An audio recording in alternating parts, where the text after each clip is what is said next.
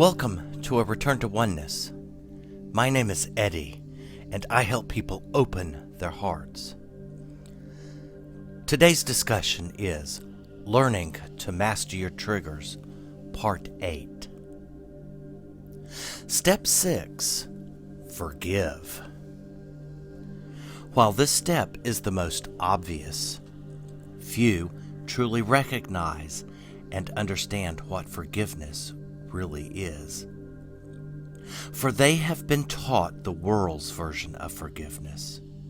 Yet, what the world teaches does not release you from the guilt of the past. Rather, it does the opposite. For the world's version of forgiveness only reinforces and strengthens the guilt harbored within your mind. And until the guilt, pain, and grievances from the past are removed, you will continue to have experiences which trigger you and leave you feeling like a victim. Yet, why doesn't the world's version of forgiveness release you from the chains forged by guilt and judgments? The answer is truly a simple one, but one many will find hard to accept at first. In order to understand why the forgiveness the world teaches doesn't free the mind of its guilt and judgments, you must first come to recognize that the world's version is predicated on pardoning the one who is perceived as the offender. At this point, you may be thinking, what's wrong with that? There is certainly nothing wrong with pardoning. However, it does not, nor will it ever, free your mind. But why is this? What makes pardoning a perceived offender ineffective at releasing the obstacles which stand between you and the awareness of Christ consciousness? To understand the answer, you must first recognize the energy pattern of pardoning. For until you see it, as well as feel it, you will continue to believe that to pardon an offender is what forgiveness involves. To see just how hollow and useless pardoning is at freeing your mind, you need look no farther than the word pardon itself to recognize the intention, the very energy behind it. The word pardon is simply defined as the excusing of an offense without exacting a penalty. Do you see the inherent problem with pardoning an offender? It is there, found neatly hidden away in the very meaning of the word. Listen to the definition once again. The excusing of an offense without exacting a penalty. Notice it states the accusing of an offense. Now ask yourself this question. How can you excuse an offense unless there is an offender? The answer is blatantly obvious. You can't. Although you may excuse or look past the perceived offense, you still blame the offender for what that person said or did. In your mind, you have pardoned the offender by not exacting some form of payment or retribution from him or her for the perceived offense, but you still believe that he or she is guilty of having harmed you in some manner, whether mentally or emotionally. Although the dark energy found in pardoning an offender has not been revealed, it is nevertheless there. It is just hidden behind an even darker energy. And to see the dark energy behind pardoning, you need but look to the latter part of the definition, specifically the portion which reads, without exacting a penalty.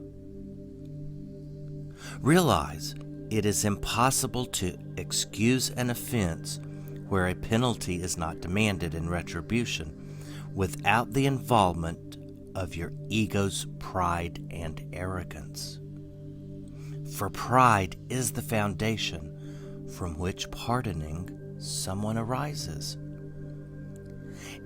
In the case regarding the world's version of forgiveness, it is pride that whispers to you from the darkened corners of your mind, inviting you to pardon the offender if that person demonstrates the threshold of contrition you believe is necessary for such an act. Then, once you have pardoned the offender, a feeling of self-righteousness settles throughout your mind. However, it isn't righteousness that comes to rest. Rather, it is but arrogance. But how can this be? The answer to that question is also found in the spiritual laws, most notably the law of cause and effect. This law simply states, for every cause, there is a simultaneous effect which is created. Therefore, in accordance with this law, thoughts are causal agents and feelings are their effects. As such, every thought generates a feeling. Furthermore, thoughts cannot be separated from their corresponding feelings. In truth, they are one. This means that a thought of pardoning an offender is really nothing more than a thought of pride, along with its resultant feeling of arrogance. The question is, do you yet see that to pardon anyone is done through pride and arrogance? How could it be otherwise? For when you pardon someone by excusing his or her words or actions, you are still holding that person accountable for the perceived offense. In other words, you still believe that he or she is guilty. And out of what you believe to be the goodness of your heart, you don't demand that the offender suffer from some form of punishment for the grievance you perceived that person as having caused. Isn't that special? Isn't that wonderful of you? For you pardoned the perceived offender without demanding justice. However, pride is always at the root of pardoning someone who you believed offended you. Because only through pride is one able to pardon a person, all the while maintaining that the offender is to blame for the perceived injustice and that you were the victim. This isn't forgiveness. It is but madness. It is but a trick of the mind, pulled off by the ego, the master magician behind all great illusions. And you are its number one target. The ego is nothing more than the beguiler in chief, the great con artist. And you are its puppet. Although you think you are its victim, you aren't. You are but its servant, a willing participant, a willing pawn in the game of separation. Have you yet come to realize that pardoning someone is merely a ruse played out in the egoic part of your mind? The sole function of pardoning is to ensure that the judgment of blame and the belief that you were a victim become solidified and strengthened within your own mind. Therefore, freedom from guilt and its effect of separation cannot be had, because the link in the chain of judgment was not removed. Instead, it was made even stronger. Yet, if pardoning someone for a perceived offense isn't forgiveness, then what is the forgiveness that frees your mind of its judgments and guilts? In truth, it is a forgiveness not of this world, for it was born in the mind of God and is therefore incorruptible. It cannot be used to harm you as pardoning does. It is the only thing that can ultimately free the mind, for this is its purpose. This is its function. True forgiveness is the only remedy there is to break the links in the chain that binds you to the past and all of the grievances found there. When most hear of true forgiveness for the first time, they become enraged, for they believe that they are being told that what they believed happened didn't happen at all. But this could not be farther from the truth. Recognize then that the ego will literally stop at nothing in order to keep you from learning the truth. But why is this? Remember, the ego is nothing more than the false identity you have laid over the truth of yourself. It is heavily invested in the past because it is the symbol of guilt. It is the voice for guilt. And guilt only resides in the past. It is for this reason that the ego works tirelessly to ensure that your future is the same as the past. However, it knows that once you understand what true forgiveness is, its days are numbered. For as you forgive, and forgive truly, its voice becomes increasingly insignificant. Then before you realize it, its voice will be gone, because the guilt the ego defended will be no more.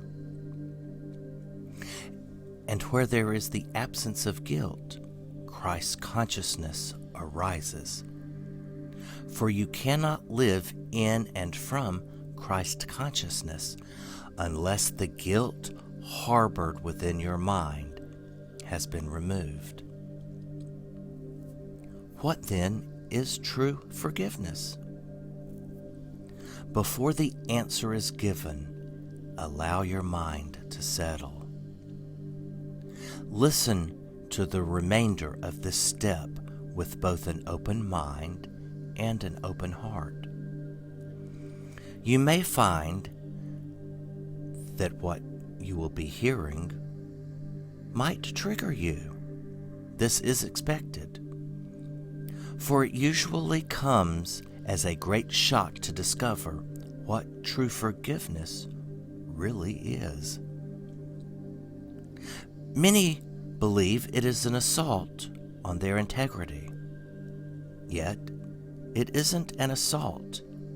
It is merely the truth. A truth that has been hidden from you for far too long. Therefore, feel the implication and the intention of the words you are hearing. Do not try to interpret what you are hearing, because you can only do so from the past. Rather, allow the indwelling Christ to be the interpreter. For then, not only will you see your freedom arising before your own eyes, you will finally come to feel it. You will feel a freedom that has long since been forgotten. A freedom you once experienced when you were but a small child, before the bitterness and harsh realities of a cold, sad, lonely world filled your mind with fear and terror. A freedom that is truly not of this world, yet a freedom that is your inheritance, your birthright as a beloved child of God. Thus, what is true forgiveness? It is but this: nothing happened. You once knew this as a little child when you were taught the nursery rhyme, "Sticks and stones may break my bones, but words can never hurt me." But as you grew older, you allowed the words of others to upset and hurt you. For the words spoken in teasing, bullying, or through anger became like sharpened arrows that seemed to pierce your heart. And rather than realizing words only have the power you give them, you allowed the words spoken to cast a dark shadow over your mind. And this dark shadow became a grievance, an old hurt that was never forgotten. Now the time has come for you to remember what you were taught so many years ago. Words cannot hurt you. For you are the one responsible for interpreting the words said to you. And as you have recently learned, you can choose again. Yes, you can choose in this moment to interpret the words you once heard, the words which seemed so hurtful and cruel. Furthermore, the next time you are triggered, you can choose to interpret the words being spoken to you differently than you ever have before. Rather than finding them hurtful, realize they only have the power to hurt you if you allow them to do so. It is your choice. For you can simply interpret them as neutral, neither good nor bad, neither hurtful nor cruel. You can simply hear them as background noise. You can make any choice you want. However, always remember this: you have a choice, and your power lies in the choices you make. Yet, there is something even more fundamental to remember, and it is but this: no matter what a person is saying or doing, it is a reflection of what lives within him or her. But your reaction, your response to that person is a direct reflection of what lives within you. It is a direct reflection of what you treasure, either peace or conflict. If it is conflict you treasure, then you will react in anger.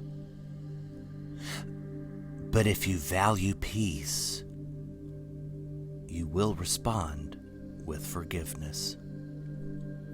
Recognize from this moment forward that forgiveness is an act of love.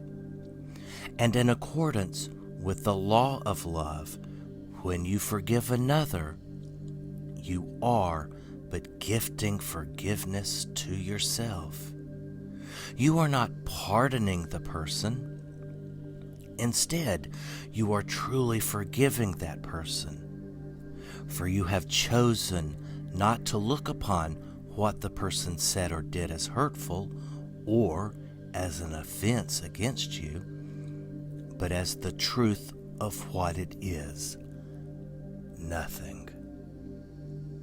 This may be hard to do at first, because it seems antithetical to what the world teaches. For the world teaches you to stand your ground and to defend yourself. But to live in and from Christ consciousness, you must approach the experience from another perspective, one that is founded upon love, one that does not attack. And to act in defense is to believe that you can be attacked and be made a victim. In order to understand what true forgiveness really is, you must first come to accept that nothing happened. But this does not mean what you think it does, for nothing happened does not mean that the experience didn't happen. You had the experience. However, it did not change you. While you may think it did, realize that the truth of yourself remains unchanged. For what God created is as changeless as is He. And you need but look to the Master for this, for He demonstrated it perfectly. However, you must be willing to look past the story of what happened and see only the love that He gave. Recall, just prior to His execution, Jesus was tried for treason by Pontius Pilate, the Roman prefect of Judea. Yet Jesus did not defend Himself in the traditional sense as the world defines it. For He knew that no matter what was done to Him, the truth of His being could not be touched, harmed, or changed. And in this He was certain. Then, when He was being nailed to the cross, He said the words which became the very symbol of forgiveness itself. "Father, forgive them, for they know not what they do." Do you see what He did for what it truly was and still is? For it was the ultimate demonstration of love. It was a perfect act of love in itself. Furthermore, because His words, as the Christ, are as eternal as He is, then they ring as true today as they did nearly 2,000 years ago when Jesus spoke them. The good news is this: none of us are asked to be crucified. Yet, if Jesus could demonstrate forgiveness for such a gruesome form of execution, then surely you can forgive what someone says or does. Never forget, in your forgiveness of another lies but your own. And this is in direct alignment with the spiritual law of being, which states, "To give is to have, and to have is to be." Thus, when you give forgiveness, you have forgiveness, and to have forgiveness is to be forgiven. It really is that simple. You can also see this demonstrated in the Lord's Prayer, specifically where it is written, Forgive us our trespasses, as we forgive those who trespass against us. Then, in the very next verse, it is written that Jesus said, "If you forgive men their trespasses, your heavenly Father will also forgive you."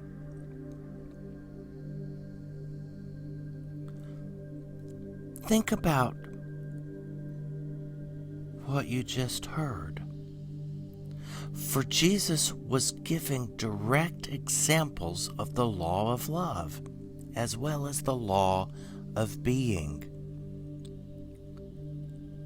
It must be noted, however, that you have already been forgiven. This was given you by God, and what God gives cannot be taken away. However, although you have complete forgiveness, you must give forgiveness, or you won't know it is already yours. But how does this reconcile with nothing happened? To understand the answer, you must first come to recognize that you still believe that you can be offended and suffer some form of emotional trauma if someone or something triggers you. Therefore, you are still carrying grievances from your past around with you. And until you have completely released each and every one of them, true peace can but remain a fantasy, a dream. Yet this need not be, for releasing the grievances of the past is the function of true forgiveness. And once you have let go the past and all of its hurts along with it, you will forever know that in truth nothing happened. For you will know beyond a shadow of a doubt your true self was unharmed. It was not changed at all, not even the slightest bit. It takes a high degree of spiritual maturity to reach this level. True forgiveness is not for the novice who still believes in attack, victimhood, defense, judging, retribution, and vengeance. Those who still actively participate in those things are, as of yet, incapable of seeing them for what they really are. Nothing but childish toys. They are but children's toys. For they are still too bound to the idea of separation to fully grasp that in truth nothing happened.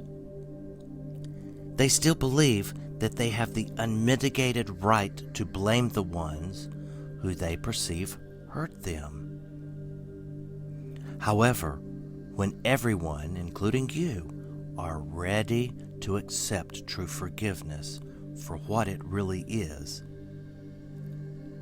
that nothing happened, then you must follow what is found in 1 Corinthians chapter 13, verse 11, where it is written, "When I was a child, I spoke as a child.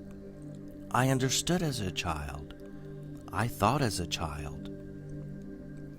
But when I became a man, I put away childish things."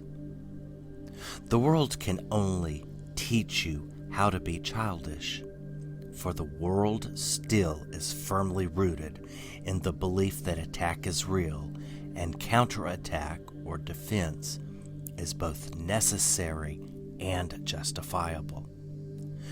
But what else could the world teach you, for it only knows of separation, of separate entities walking its avenues and boulevards along with other separate entities. There is nothing in the world that appears to be truly united with anything else. Yet herein lies the problem. Therefore, if you choose to master your triggers, then you must choose to transcend the teachings of the world. You must put away the childish toys, for they only serve the purpose to keep you bound to the world and its beliefs. You must come to see unity, not division, love, not fear, a friend rather than an enemy in the one who stands before you. Until you do, you will continue to play with the childish toys of the world, and you will continue to experience being triggered. If you are ready to grow into spiritual maturity, then make the only choice that will allow this. Choose to forgive truly, for anything less will not serve you, because you will but live a future written by the past instead of one created in the present.